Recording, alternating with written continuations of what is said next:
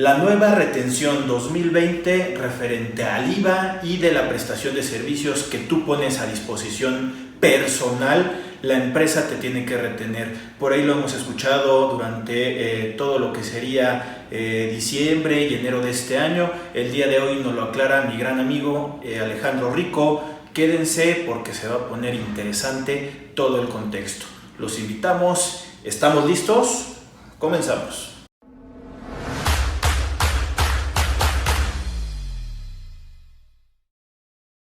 ¿Qué tal amigos? ¿Cómo están? Mi nombre es Rodrigo Ramírez y como lo había anticipado, vamos a hablar de la retención que empezó a sonar mucho desde el año pasado y que el día de hoy ya entró en vigor en enero del 2020. Esta retención que está referenciada en cuestión del IVA y que va en la cuestión supuestamente para outsourcing, prestación de servicios. Para eso vamos a consultar a mi gran amigo Alejandro Rico, que él es experto en el área y que nos aclare las dudas para ver qué es lo que se tiene que reportar, se tiene que presentar, la retención, cuándo sí aplicaría y cuándo no. Pues ahora sí que nos lo vaya desmenuzando de a poquito en poquito. ¿Cómo estás, Alejandro? ¿Cómo estás? Hola Rodrigo, ¿cómo estás? Buena tarde, muchas gracias por la invitación y pues a tus órdenes para lo que necesites que comentemos del tema. Pues bueno, también como antecedente, pues independientemente de que supuestamente todos seguimos en semáforo rojo y vamos a seguir estando todavía medio operando en la Ciudad de México, pero Alex, el tema es, ¿qué nos puedes explicar de esta retención supuestamente llamada para outsourcing, que creo que a grandes rasgos no debería de ser enfocada solamente a eso, sino que creo que es una visión mucho más amplia, ¿no? Sí, Rodrigo, quisiera comentarte un poco del antecedente de esta reforma que entró en vigor a partir del 1 de enero del 2020. En el proyecto de reforma a la ley del IVA venía una modificación a este artículo primero, perdón, 1A, en el cual se especificaba claramente que tendría que proceder una retención para efectos de IVA a todas las empresas que suministraban personal o que tenían una vinculación con alguna otra entidad en términos de la subcontratación laboral de conformidad con la Ley Federal de Trabajo. Así estaba originalmente la propuesta de reforma por parte del Ejecutivo. Sin embargo, a través de las discusiones que se dan en las cámaras, tanto en diputados como en senadores, se modifica y queda la versión que fue publicada en el Diario Oficial de la Federación para modificar este artículo. Entonces, en este proceso de discusión y de análisis que se hizo en las cámaras, modificaron y de alguna forma ampliaron el espectro de lo que deberíamos entender que eran los servicios que deberían de estar sujetos a esta retención del 6% del IVA.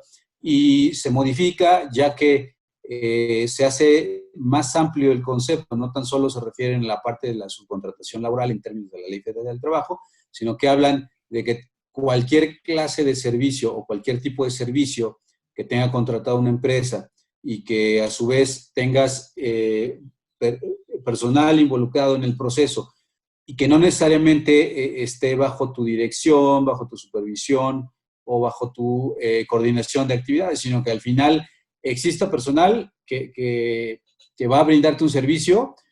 Esa fue la primera controversia que se presentó cuando fue publicada la reforma a este artículo. Oye, Alex, tantito antes de que continúes con esto. Creo que sí es muy valioso lo que acabas de decir en cuanto a un aspecto del antecedente. Si bien, como comentas, esta reforma y salió publicado por allá el 9 de diciembre de 2019 para entrar en vigor en el 20, todavía tiene un contexto hacia atrás, ¿no? En 2018, la PRODECON emite por ahí una recomendación al legislativo antes de que entrara el actual presidente Manuel López Obrador, en el sentido de que para poder casar justamente a la cuestión de las outsourcing, como era la iniciativa del anteproyecto de la reforma que también ahorita estabas comentando, era justamente para poder casar a las outsourcing malas. y ahí le empezó a meter diferentes manos, diferentes partidos, Morena, en subiéndole la tasa de retención, que si era menor, que si también era para ICR, y al final de cuentas hicieron tanto modificación en pura propuesta, que al final de cuentas ya no alcanzó a salir en la modificación de 18 para incorporarlo en 2019, dejando en 19 solamente el contexto de el famoso decreto de la región fronteriza norte para minorizar los efectos que teníamos en la frontera de cuestiones de impuestos. Y lo dejaron ahí medio en stand-by, y en septiembre, octubre, noviembre del 2019 es cuando ya lanzan esta adecuación, como dices, al artículo 1A, ¿no? Es correcto, Rodrigo. Al final, el origen de esta reforma, este artículo, estaba basado en tratar de identificar aquellas empresas de outsourcing, de servicios de personal, que tienen prácticas fiscales indebidas, que es básicamente que a la empresa que emiten la factura cobran el IVA, y en algunas ocasiones este IVA no es necesariamente enterado a la autoridad fiscal, por algunos esquemas que estas empresas tienen para hacer estas prácticas. Y entonces se menciona que un mecanismo eficiente para efectos de recaudación es este proceso de retención, que recordarás que ya tiene muchos años, que para todos aquellos que prestamos servicios de manera independiente, llámese honorarios, nos hacen un par de retenciones, que es la parte del ISR y la parte del IVA. Si bien tú no tienes afectación, porque al final ese IVA que te retienen lo vas a disminuir de tu pago provisional, en este caso, esta retención que te van a hacer a las empresas que prestan servicios a personas morales o a personas físicas con actividad empresarial, que debemos de acotar que este artículo va dirigido a ese tipo de personas y de sociedades. Al final, tienes un mecanismo de recuperación porque tú acreditas lo que te retienen y tendrías que pagar o enterar lo que estrictamente te corresponde. No hay una afectación realmente en tu flujo efectivo, pero al final es un mecanismo eficiente para identificar a todas estas empresas que hacen malas prácticas, y que al final del día lo que busca la autoridad es recaudar a través de esta figura de la retención a este tipo de personas morales. O sea, si lo dejamos en un panorama de que primero iban a cazar a empresas que estaban haciendo mal uso del concepto y de la prestación de servicios, denominado como outsourcing, que en sí es complicado porque no hay algo que en legislación mexicana nos dijera que es un outsourcing, y menos el término que también se llegó a utilizar y se sigue utilizando, el de insourcing. Más bien es vincularlo con la Ley Federal del Trabajo, con el famoso artículo 15A, ¿no? Que si caías en los contextos para poder ser una subcontratación laboral, al final de cuentas me dice por ahí el último párrafo de ese mismo artículo 15A, que no te iba a considerar como una cuestión de patrón. Ahora, si una empresa está administrando recursos, ya está, ejemplos, la UIF, hay un criterio que también los está queriendo cazar ahí a las outsourcing para poder identificar cuáles son las que se están yendo correctamente y cuáles son las que tienen ahí una bronca. Pero me estoy saliendo un poquito ahí del contexto, Alex. Estabas diciendo en cuanto a lo que es el artículo, y que quedó un amplio, o sea, amplió el concepto, no solamente estas outsourcing, ¿no? Correcto. Al final, efectivamente, lo mencionabas perfectamente. Esta retención que entró en vigor a partir del 1 de enero del 2020 tiene que ver con el tema de las empresas que otorgan la prestación de servicio personal, pero no solamente nos debemos de quedar en ese margen de acción para efectos de llevar la retención. Tenemos que analizar perfectamente el tipo de operación que se esté desempeñando para determinar si efectivamente tendría que proceder o no la retención. ¿Por qué? Porque, como bien mencionábamos al principio de la charla, el origen de esta reforma estaba enfocada a la retención sobre los servicios que prestaban ya sea las empresas de outsourcing o las empresas de insourcing o las empresas que otorgaban este tema de la subcontratación laboral. Entonces, ese espectro se quedó ampliado. Es decir, no solamente va dirigido a ese tipo de empresas, sino para todos aquellos servicios que recibe una persona moral o una persona física con actividad empresarial en la cual esté involucrada o que exista personal y que de alguna forma tenemos que identificar quién se beneficia de esos servicios o cuál es el beneficio, quién es el beneficiario directo de esa prestación de servicios. ¿Por qué? Porque, como recordarás, está la modificación a la ley y después, ante la incertidumbre que se presenta en el medio empresarial y en el medio de los contadores, respecto de qué servicios tendrían que ser sujetos de retención de esta 6%, la PRODECON, por ahí del 17 de enero, presenta una solicitud de aclaración a la autoridad fiscal para que se pronuncie y manifieste cuáles serían los casos en los cuales deberían de hacerse esta retención. Entonces, la autoridad comienza a analizar, hace sus evaluaciones y a través de un criterio normativo manifiesta lo conducente hacia finales del mes de enero del 2020. Y estas dos posiciones agregan un par de elementos fundamentales para tratar de entender cuándo debe proceder la retención y no. La parte de la posición que manifestaba la PRODECON indica que si existe personal que está involucrado en la prestación de los servicios, debería de proceder la retención, siempre y cuando se identifique si existe dirección, supervisión, coordinación o dependencia de una entidad hacia aquel personal que está dirigiendo los servicios y la autoridad fiscal agrega un elemento fundamental que es quién se beneficie directa o indirectamente de estos servicios.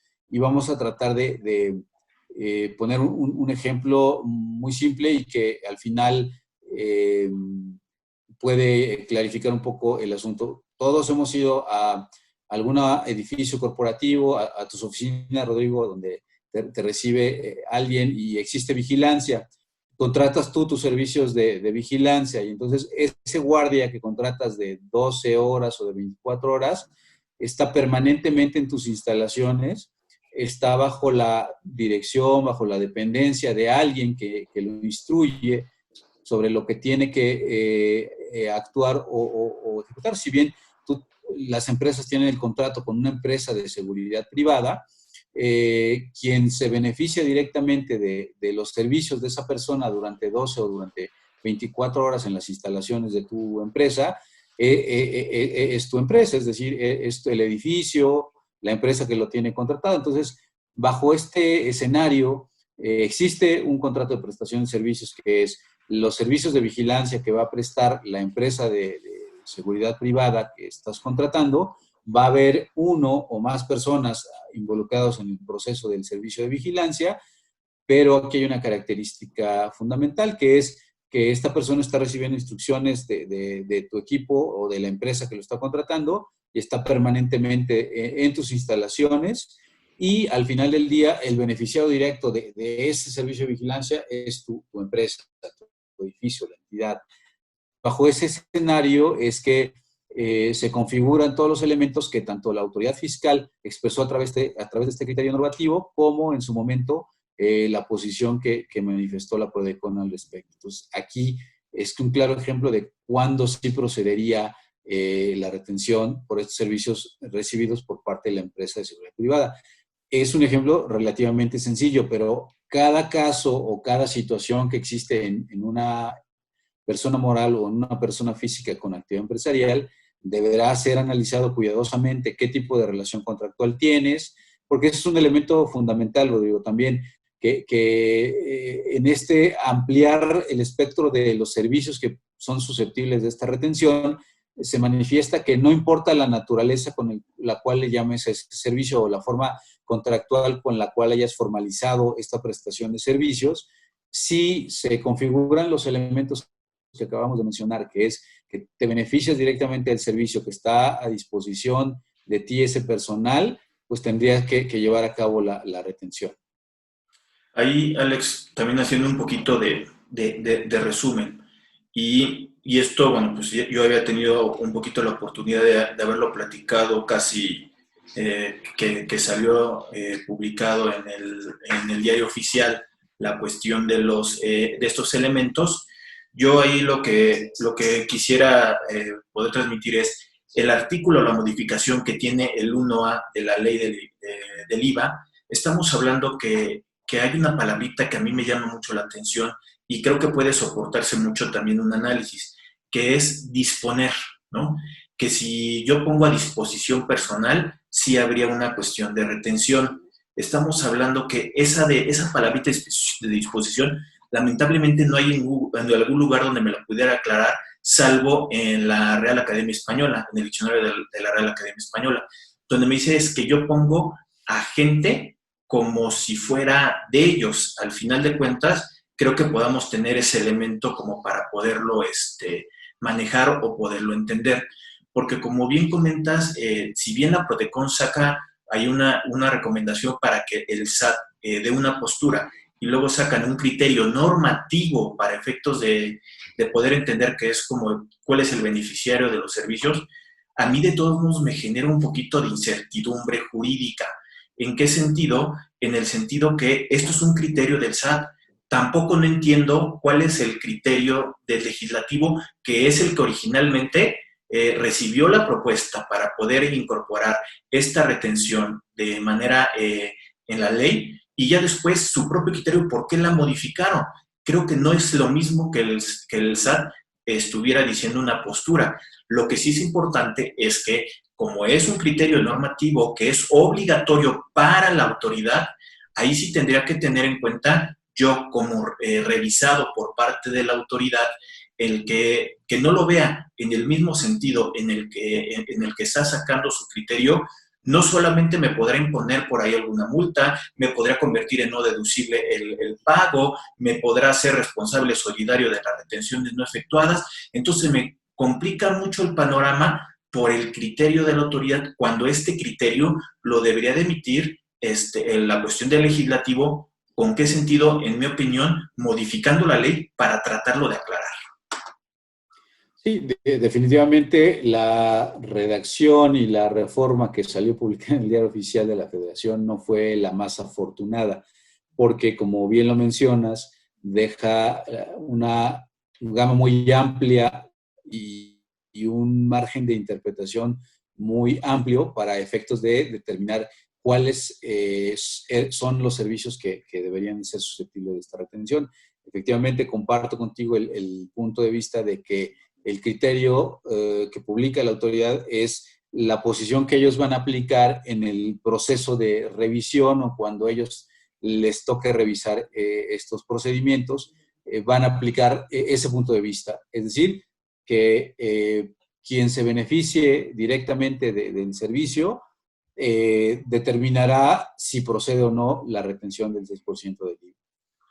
Yo, Y como bien lo mencionas, te va a llevar a un punto donde si consideras que no estás de acuerdo en términos de aplicar este criterio normativo, te va a llevar a un tema de controversia y evidentemente tendrás que aportar todos los elementos necesarios para soportar el por qué sí o por qué no llevas a cabo esta retención del IVA.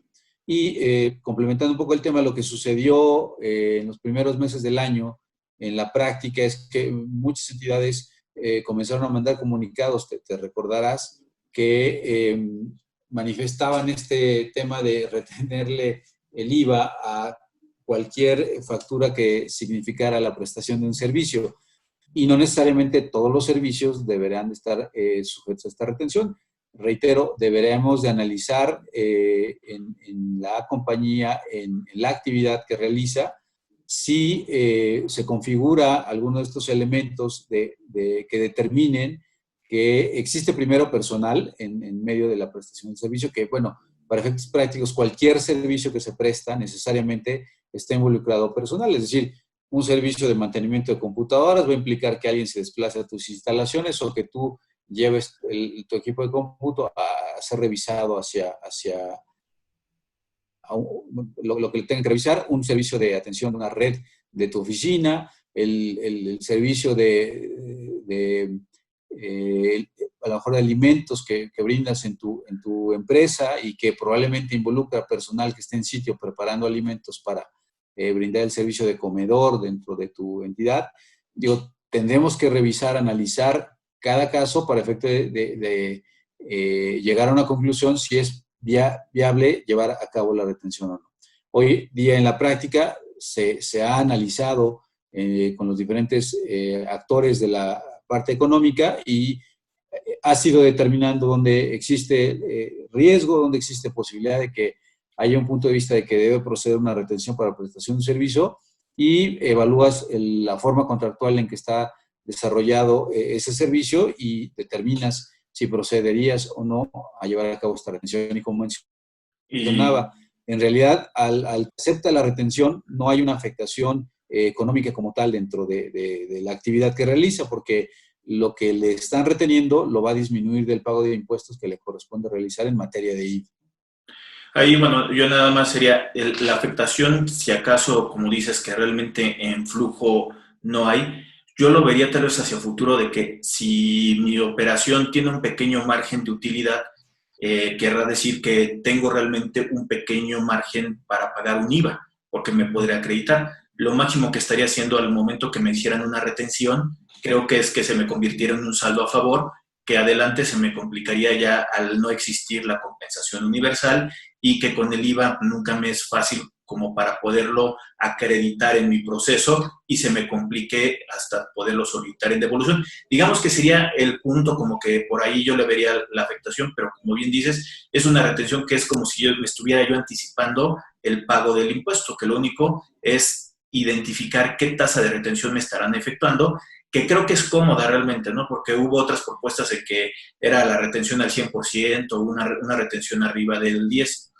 Originalmente, efectivamente, la propuesta era retener la totalidad del IVA que te trasladaban para este tema de la prestación de servicio de personal encasillados en la figura de la subcontratación laboral.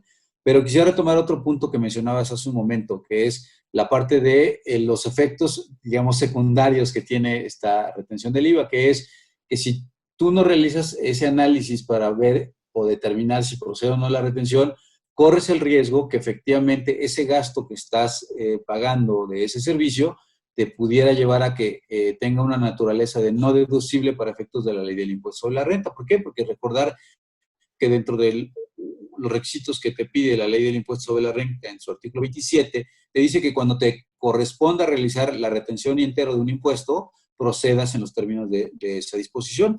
Y entonces, si tú no realizas la retención y entero del IVA que corresponda por la prestación de servicios de los cuales eres beneficiado, corres el riesgo de que también ese gasto pudiera ser considerado como no deducible. De ahí la importancia de analizar perfectamente cuándo procedería o no la retención y si es el caso que procede, llevar a cabo los procedimientos de retención y entero correspondiente en tiempo y forma.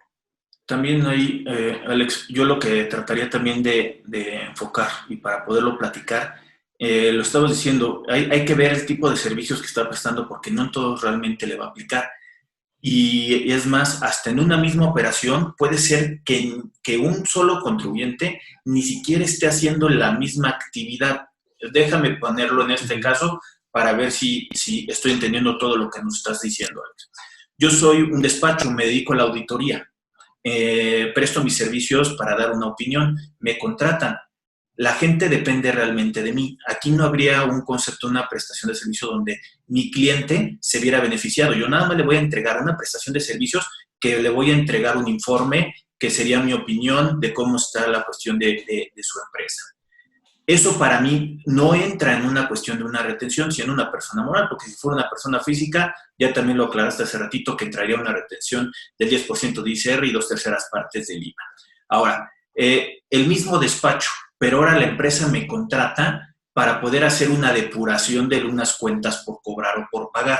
Entonces, si yo mando a gente de mi despacho a que lo hagan dentro de sus oficinas, y ahí sí ya estoy poniendo a disposición gente, donde el beneficio del proyecto, de la depuración de estas cuentas, el que se va a ver beneficiado es mi cliente. Por lo tanto, ahí sí entraría la cuestión de una retención, siendo el mismo despacho y digamos que siendo el mismo socio, la misma persona que me dedico a temas contables, fiscales, de PLD, lo que quieras, estoy haciendo diferentes funciones, puede ser que en algunas sí haya una retención y en otras no. Es correcto, Rodrigo. Efectivamente, el hecho de que tengas una prestación de un servicio por un servicio que ya contratado previamente, pudiera llevarte a que, vamos a llamarlo, en este servicio a demanda, que es a petición de parte de tu cliente y en el cual específicamente te solicitan personal para hacer la depuración de unas cuentas o para hacer un trabajo de documental o de investigación hacia el interior de la entidad de tu cliente, y vas a trasladar, o aunque no traslades, pero que tengas a disposición, y volvemos a la palabra disposición, ese personal de tu oficina para atender ese requerimiento en particular y en específico, ese servicio tendría que llevar efectivamente una retención del IVA. Ok. Alex, permíteme nada más decirle a todas las personas que nos están viendo que se suscriban al canal de YouTube de Rodrigo Adrián Ramírez Venegas, donde estamos subiendo contenido como este y otros. También que le den like a la página de Facebook para que al final de cuentas se vayan enterando de ciertos temas que yo creo que les puede ayudar a cada uno de nosotros. Alex, muchas gracias por acompañarnos el día de hoy. ¿Algo más que quisieras transmitirles a las personas que nos están viendo?